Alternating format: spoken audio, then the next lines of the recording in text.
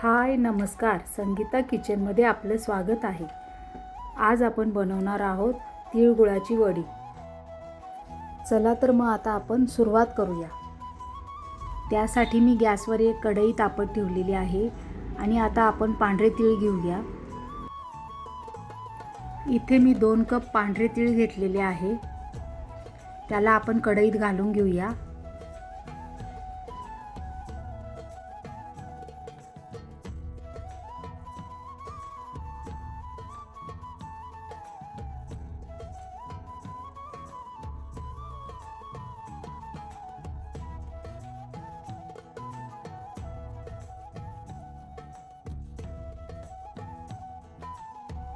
आता मंद आचेवर आपण त्याला चांगले भाजून घेऊया। गॅसची फ्लेम एकदम कमी ठेवायची आणि त्याला एकसारखं हलवून घ्यायचं आणि त्याला भाजून घ्यायचं। जोपर्यंत तीळ तडतड वाजून भाजत नाही तोपर्यंत त्याला कमी गॅसवर भाजून घेत राहायचं। आता इथं आपले तीळ भाजून झाले आहे, तर त्याला आपण एका ताटामध्ये काढून घेऊया आणि थंड होऊन देऊया।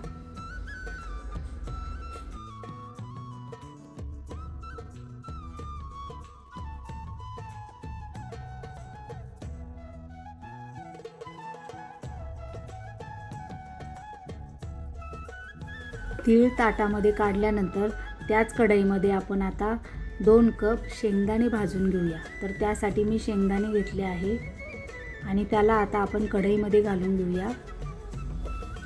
ज्या मापाने तीळ घेतले त्याच मापाने आपण शेंगदाणे घालून घेऊया।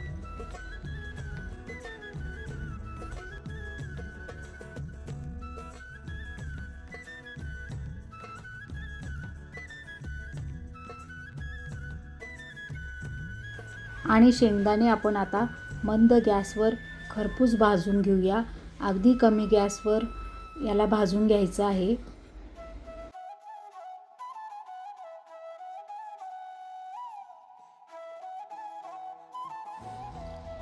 शेंगदाण्यांना एकसारखं हलवून घ्यायचं आणि त्याला भाजून द्यायचं।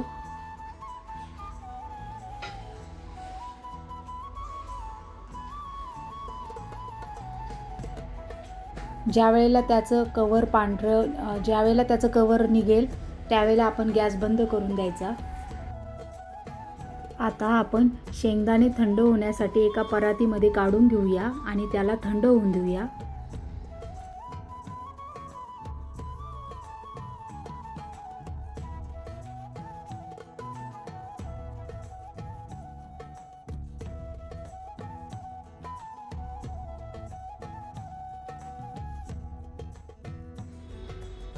शेंगदाणे थंड झाल्यानंतर आपण त्याची कवर काढून घेऊया। तर चांगलं चोळून त्याचं कवर काढून घ्यायचं।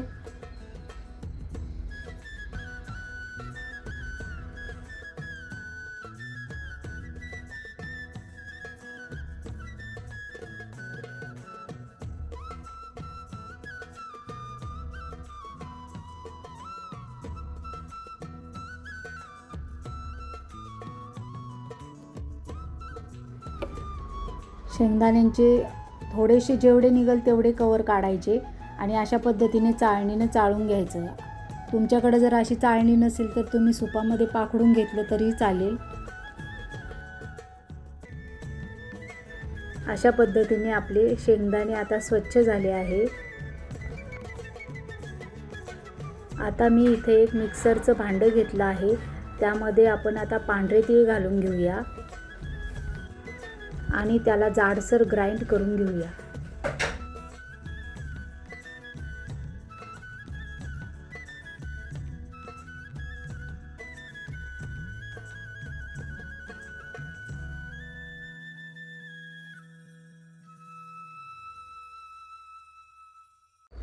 अशा पद्धतीने मी ग्राइंड करून घेतलं आहे आणि त्याला परातीत काढून घेतलं। आता आपण राहिलेले तीळही थोडे थोडे करून ग्राइंड करून घेऊया आणि त्यालाही परातीमध्ये काढून घेऊया।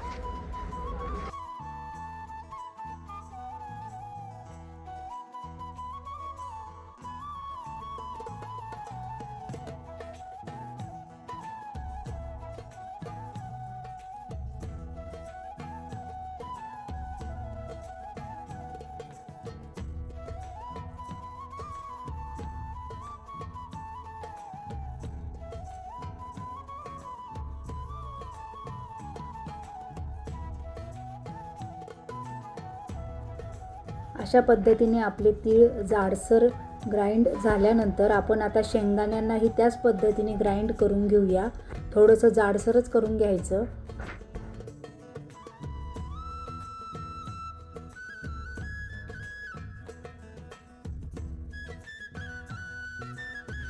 हे बघा, अशा पद्धतीने जाडसर बारीक दळून घेतलेलं आहे आणि आता त्याला आपण तिळांवर काढून घेऊया.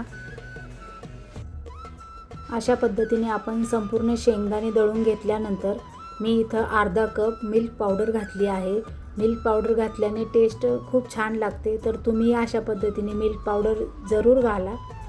आणि हे सर्व मिश्रण आता मी हाताने एकजीव करून घेत आहे.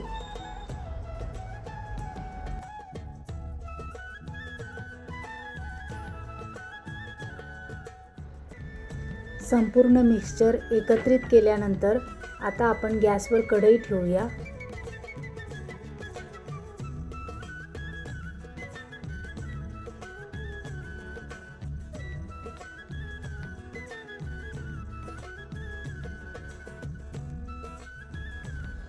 त्यामध्ये आपण आता 1 चमचा तूप घालून घेऊया. तूप थोडंसं मेल्ट झाल्यानंतर आपण त्यामध्ये 2 कप गूळ घालून घेऊया.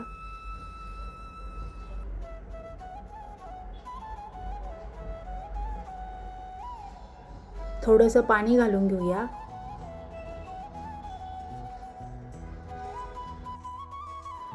एकसारखं गुळाला आता आपण इथे हलवून घेऊया आणि गूळ वितळून घेऊया. गूळ वितळला की त्यामध्ये आपण आता जे मिक्सचर केलं आहे ते घालून घेऊया आणि त्याला एकसारखं मिक्स करून घेऊया. अशा पद्धतीने आपण थोडंसं मिक्सचर घालून त्याला एकजीव करून घेऊया आणि चांगलं मिक्स करून त्याला एकसारखं हलवून घेऊया.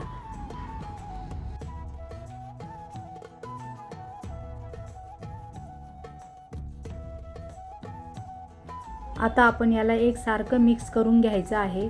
जोपर्यंत त्याचा गोळा बनत नाही तोपर्यंत त्याला मिक्स करत राहायचं.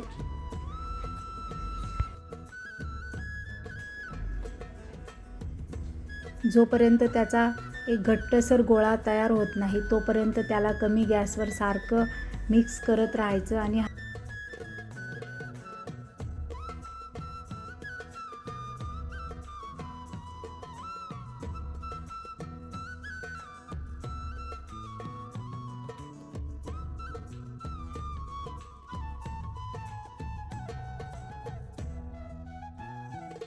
यामध्ये आपण थोडंसं तूप घालून घेऊया आणि त्याला पुन्हा मिक्स करून घेऊया. आता आपलं बॅटर तयार झालं आहे, तर आपण गॅस बंद करूया. आता मी इथे एका ताटाला तूप लावून घेतलं आहे आणि त्यावर आपण हे बॅटर काढून घेऊया.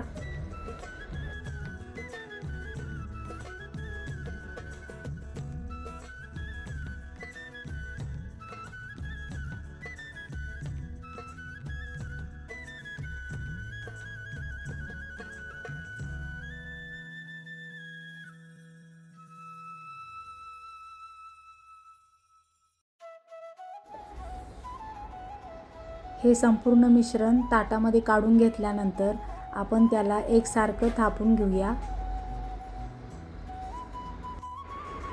थापून झाल्यानंतर त्यावर तीळ घालून घेऊया.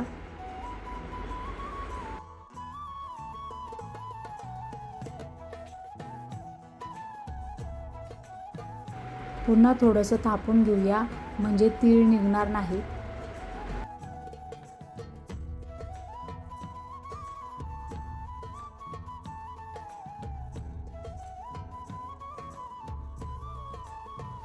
आता आपण यावर पिस्ता घालून घेऊया.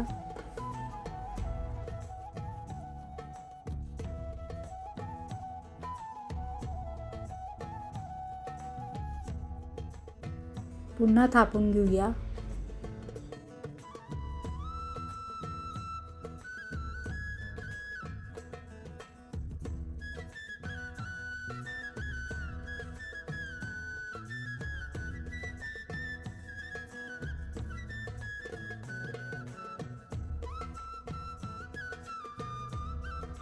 थोडंसं थंड झाल्यानंतर आपण चाकूच्या साहाय्याने त्याला कट करून घेऊया. एकसारख्या चौकोनी आकाराच्या वड्या कापून घेऊया.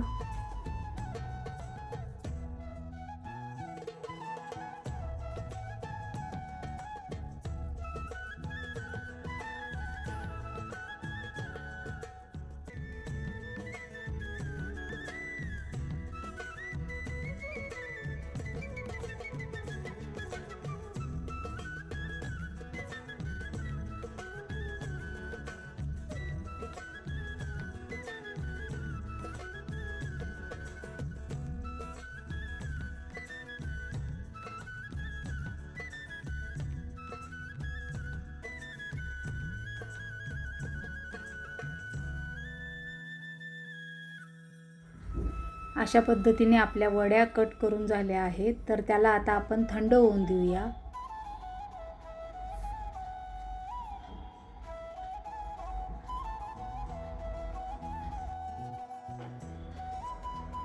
अशा पद्धतीने आपल्या वड्या आता थंड झाल्या आहेत. तर खूप सुंदर अशा वड्या तयार झालेल्या आहेत. तुम्हीही अशा पद्धतीने नक्की तयार करून पहा. तर अशा पद्धतीने तिळाच्या वड्या तुम्हीही या संक्रांतीला नक्की तयार करून पहा. खूप चविष्ट बनतात आणि टिकतातही.